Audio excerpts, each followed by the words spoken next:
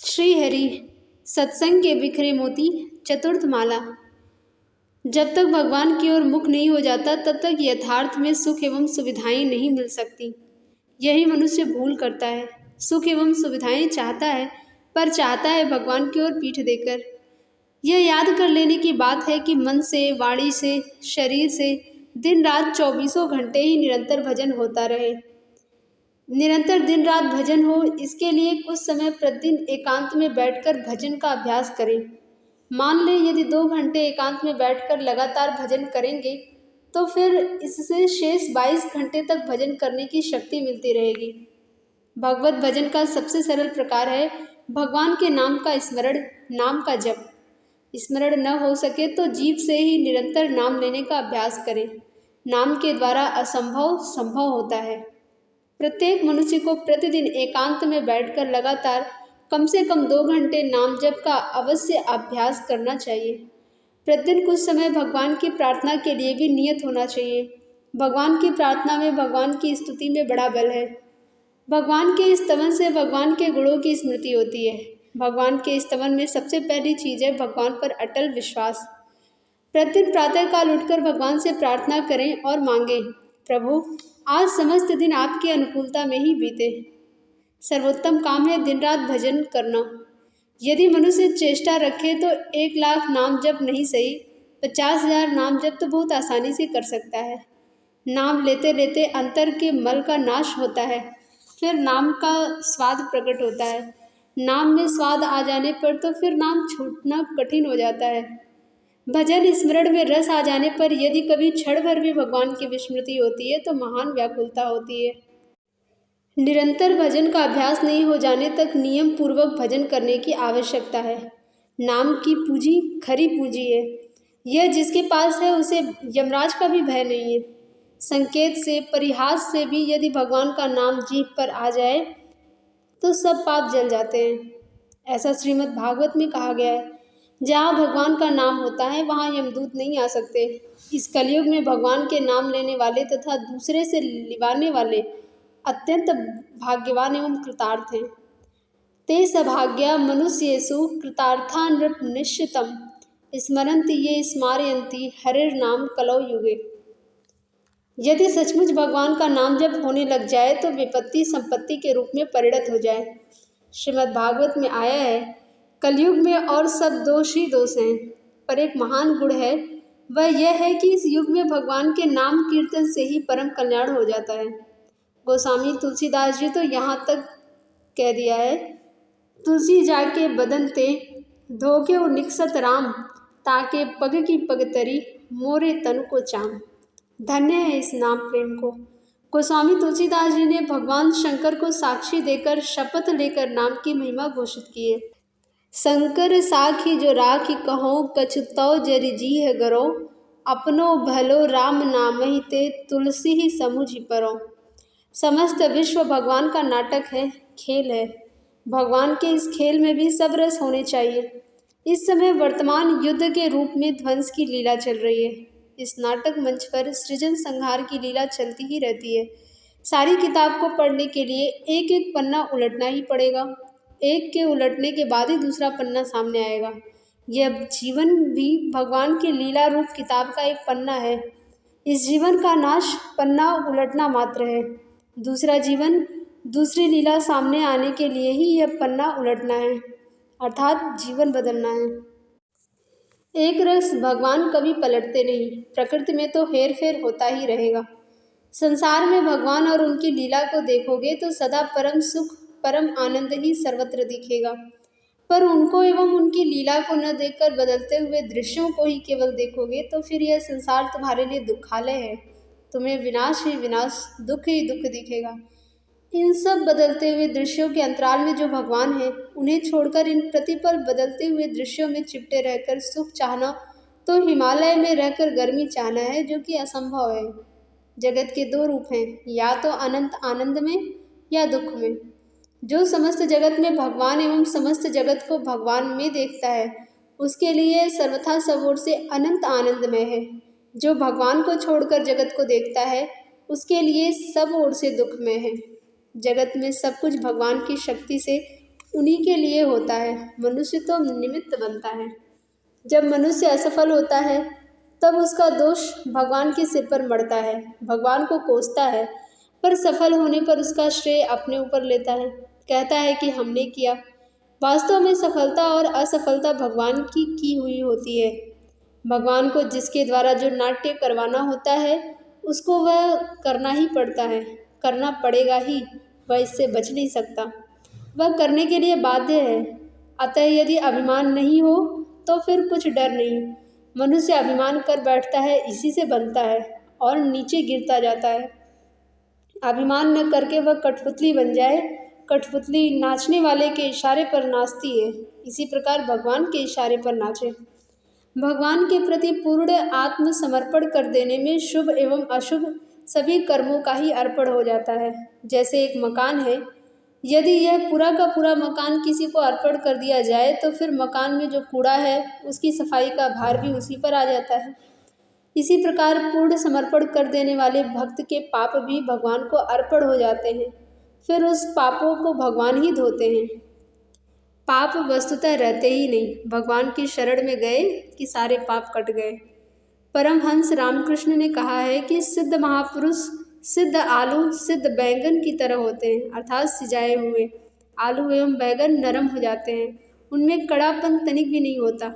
वैसे ही सिद्ध महापुरुष भी सर्वथा अहंकार शून्य विनम्र हो जाते हैं। भगवान की स्वाभाविक मनोवृत्ति यह होती है कि अच्छे का श्रेय अपने ऊपर लेना चाहता है तथा बुरे का दायित्व दूसरे के माथे मढ़ना चाहता है। यह नहीं होकर ऐसा होना चाहिए कि अच्छा दूसरे के सिर मढ़े और बुरे का दायित्व अपने ऊपर ले ले। तुम जो दूसरे से चाहते हो वही दूसरे को पहले दो, तब तुम्हें अनंत गुना होकर वही मिलेगा। सेवा चाहते हो तो सेवा करो, मान चाहते हो तो मान दो, यश चाहते हो तो यश दो। ठीक समझ लो, दुख देते हो तो तुम्हें बदले में दुख ही मिलेगा, अपमान करते हो तो बदले में अपमान ही मिलेगा।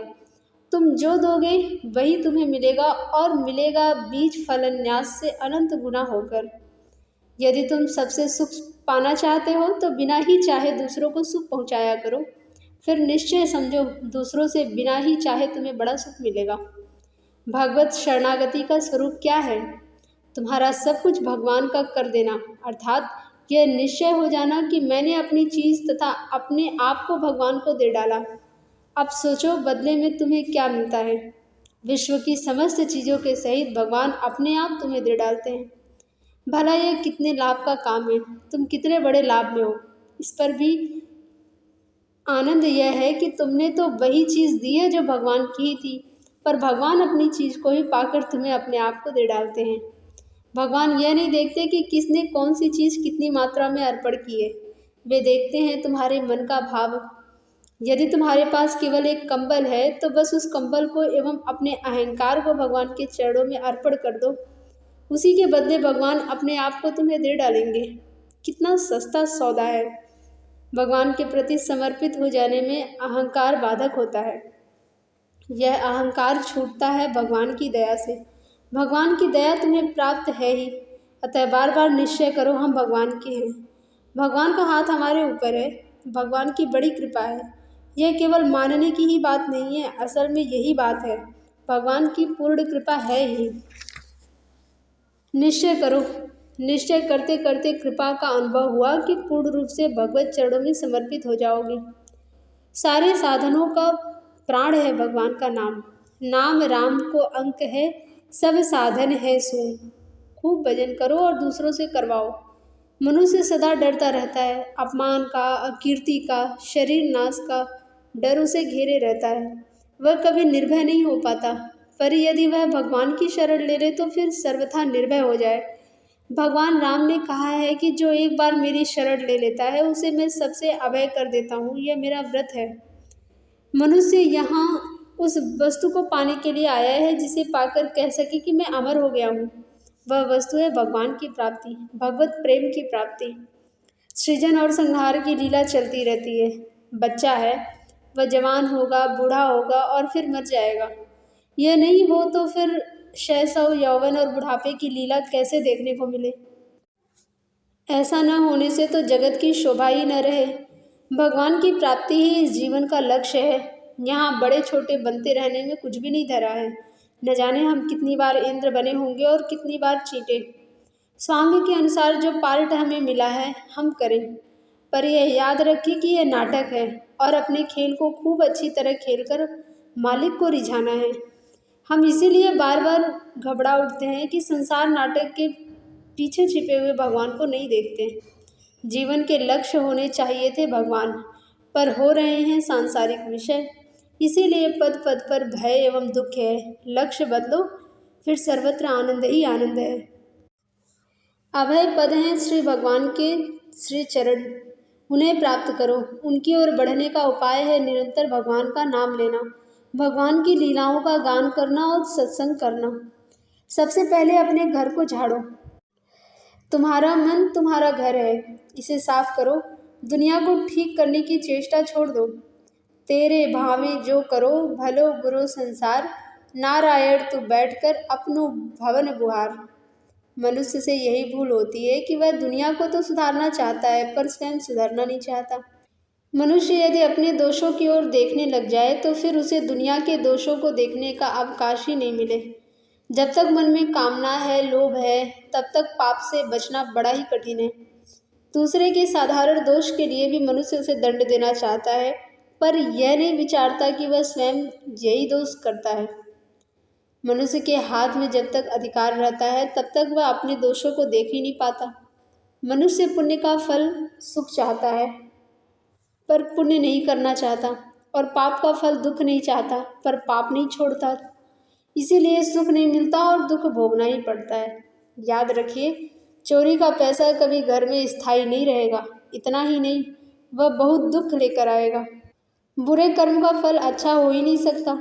बुरा कर्म करते हुए जो किसी को फलते फूलते देखा जाता है, वह उसके इस बुरे कर्म का फल नहीं है, वह तो पूर्व के किसी शुभ कर्म का फल है जो अभी प्रकट हुआ है।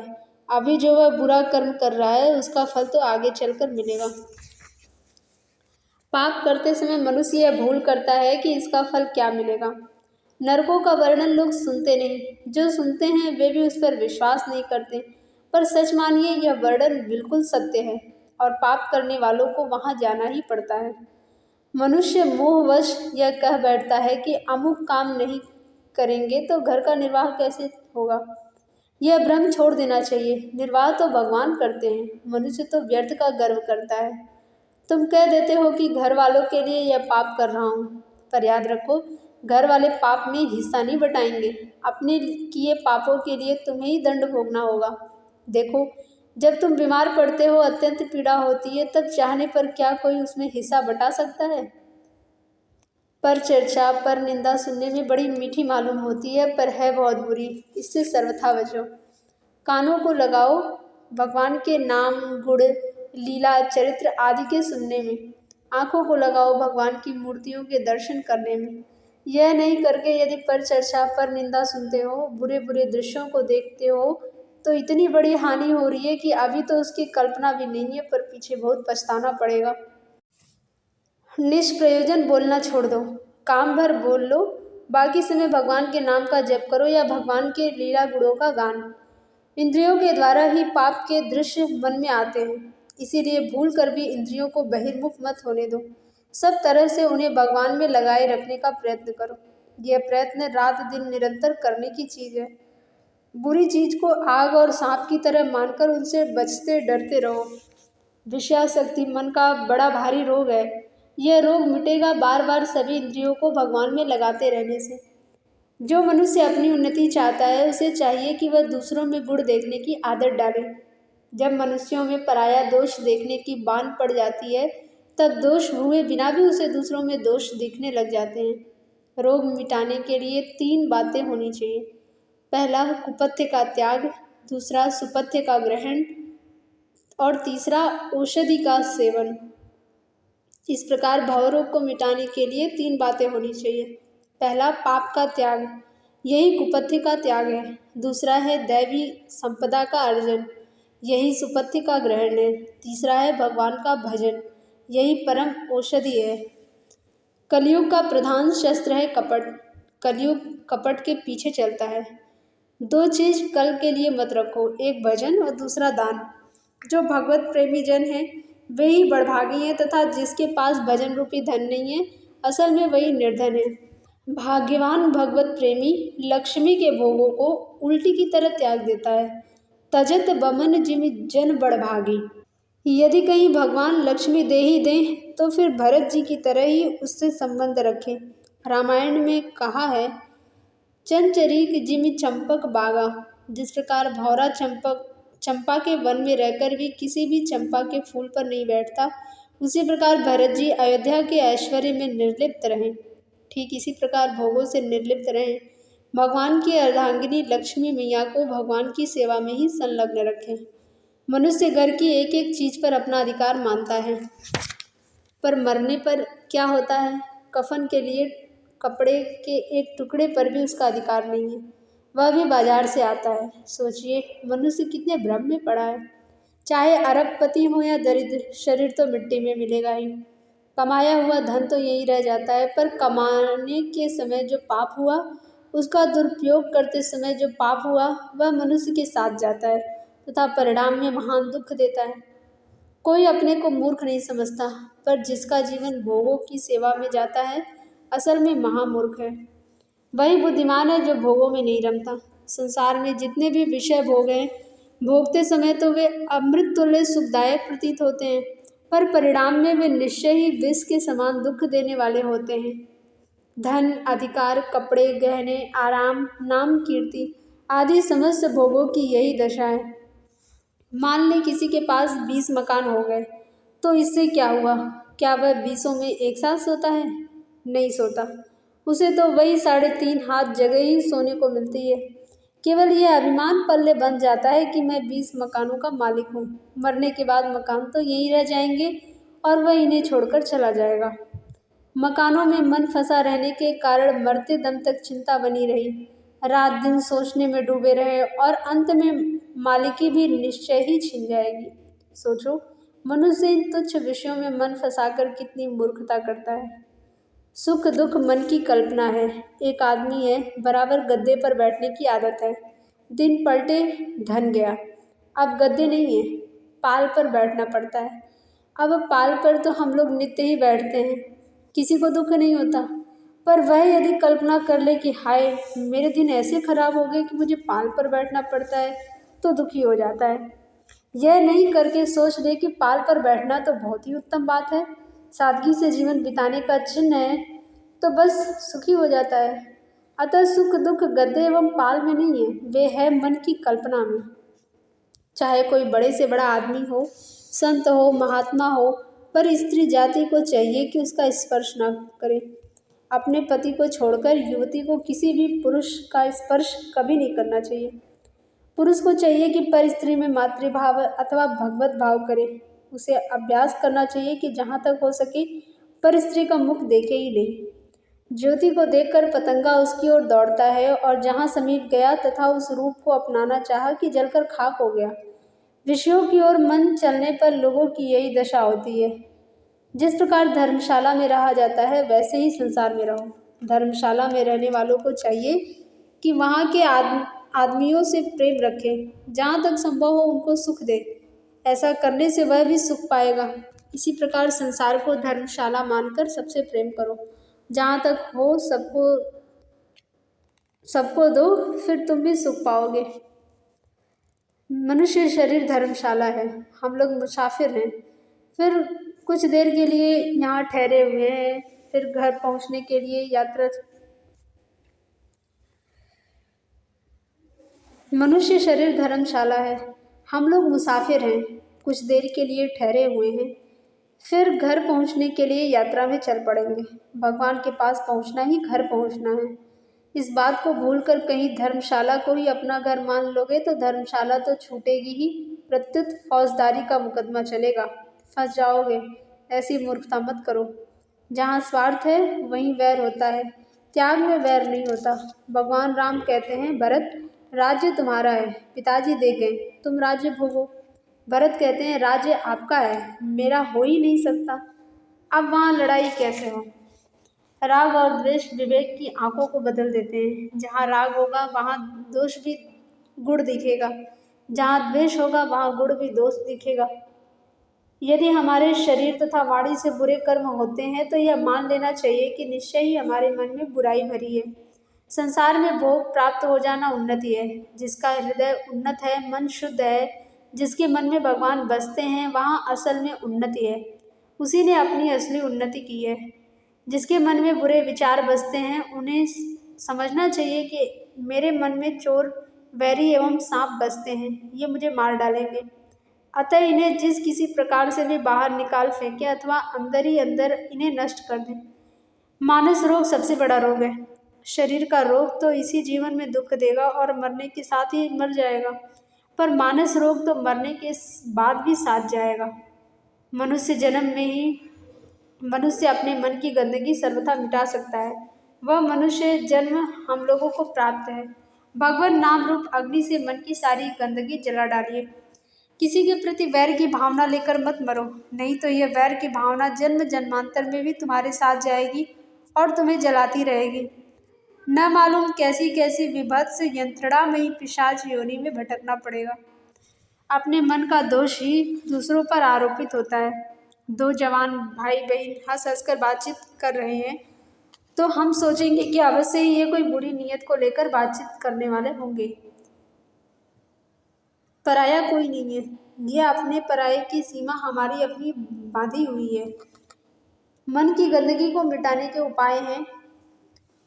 पहला, भगवान के नाम का जप। दूसरा, स्वाध्याय एवं सत्संग के द्वारा अच्छी बातों को मन में भरना। तीसरा, दूसरों का दोष देखना सर्वथा छोड़ देना।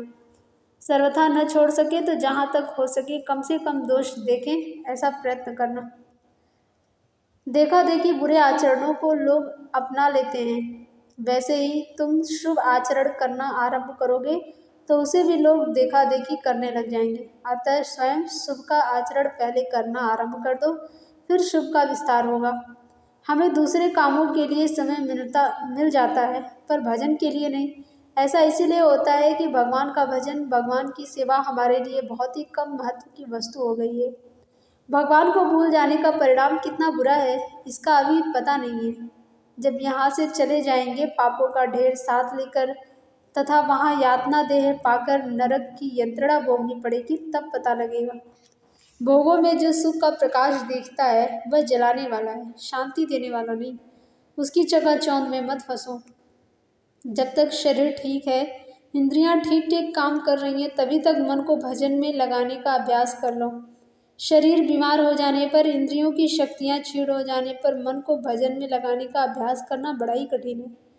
बुरे कामों में अपनी शक्ति को खर्च करना बहुत बड़े दुख को निमंत्रण देकर बुलाना है। इसीलिए भूल कर भी किसी बुरे कर्म में हाथ मत डालो। बुरे कर्म की मोटी परिभाषा यह मान लो कि जिस कर्म से मन हटता हो वही बुरा कर्म है। इंद्रियों को बुरे कर्म में लग जाने के बहुत से साधन प्राप्त होते रहते हैं। मनुष्य यदि सावधान रहे तो बच सकता है। स्वयं सावधान रहने पर भगवान की सहायता तो मिलती ही है। प्रतिकूलता प्राप्त होने पर दुखी एवं अनुकूलता प्राप्त होने पर मनुष्य सुखी होते हैं, पर मनुष्य को सोचना चाहिए कि इसके परे एक ऐसी स्थिति है जहाँ यह सुख दुख नहीं है, वहाँ अनुकूलता प्रतिकूलता नहीं है, केवल एक रस आनंद ही आनंद है, आनंद ही आनंद है। जय जय श्री राधे।